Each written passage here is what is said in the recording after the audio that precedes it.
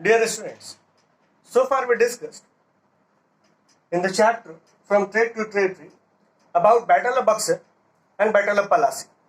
And we came to know that through the Battle of Buxar, the Britishers got the final power to consolidate their power, to consolidate their rule in India. They became the Nawabs. And after becoming the Nawabs, they got the Diwani rights, the right to collect taxes. Now, the Britishers were authorized to impose taxes as per their own wish, and they were authorized to collect taxes as well as collect the different type of money from the peasants as well as weavers in India. Now, when the Britishers came and they became very powerful and they annexed and they became the Nawab, the first task of the Britishers was to annex the different kingdoms, to capture the nearby areas so that they can use the resources of that area. But it was not a very easy task because various kings were ruling over their different parts of India and they were very powerful. So Britishers thought that it will be very difficult to go with the war. So they adopted the different techniques. They adopted political, economic and diplomatic methods to capture those areas. We already discussed that Britishers came here and they became very strong. So once they became very strong, they arranged their soldiers also. They recruited Indians into their army, and after that they expanded their army. After that they arranged for the arms and ammunition also.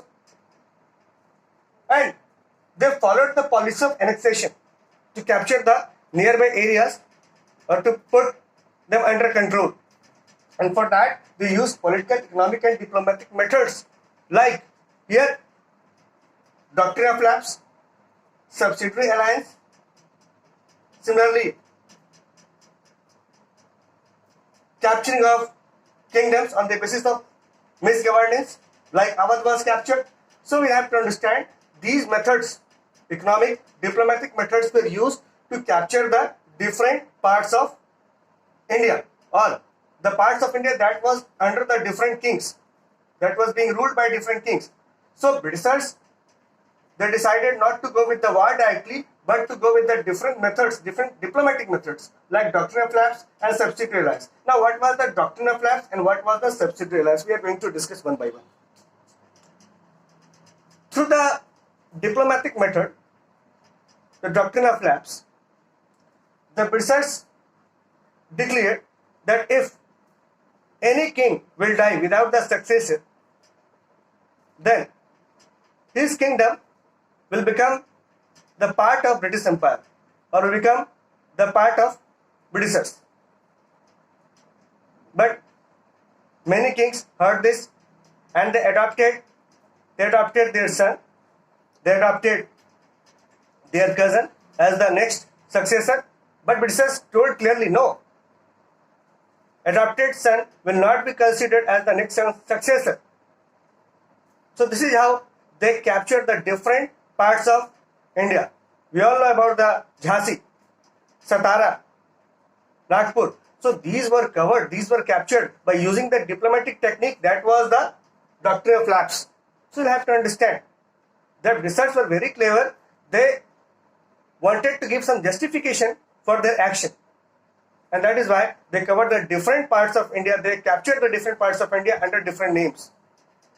Similarly, they adopted another method that was the subsidiary alliance. Now, what was there in the subsidiary alliance?